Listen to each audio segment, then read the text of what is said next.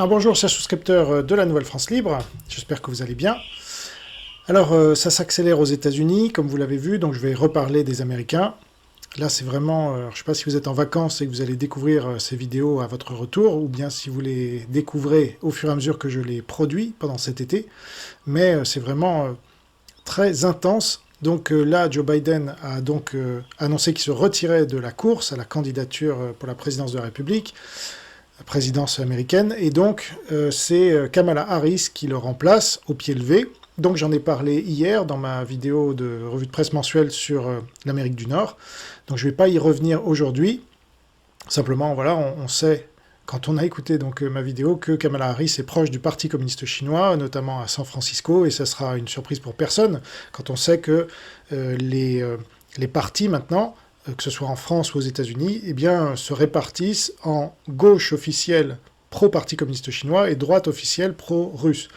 Et donc, aujourd'hui, j'ai décidé de vous parler de l'infiltration pro-russe par les communistes de la droite américaine, donc, qui s'appelle encore le RNC, et en tout cas le GOP, voilà, Grand Old Party, donc c'est un parti qui est très ancien, mais qui est en train d'être changé complètement et qui tend à converger sur la position socialiste, voire communiste, sur certains points très précis, ce dont Golitsyn nous avait prévenu, et donc là nous avons une infiltration de plus en plus flagrante avec la nomination de J.D. Vance, dont j'ai déjà parlé, mais cette fois je vais plus m'attarder sur Dugin.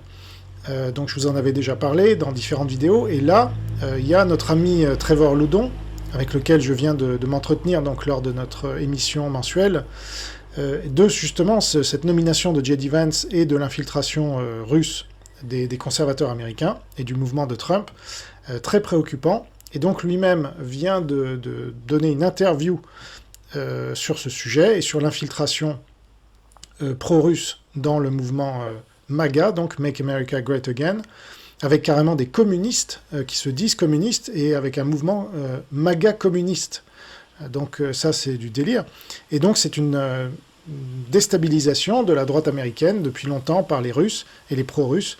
Donc on va voir ça en détail avec cette interview de Loudon, ainsi que d'autres articles que j'ai glanés ici et là sur Candace Owens, qui est elle-même très pro-russe, et ce qui explique son revirement récent, d'ailleurs. Elle vire antisémite, elle vire complotiste avec l'histoire de Brigitte Macron est un homme.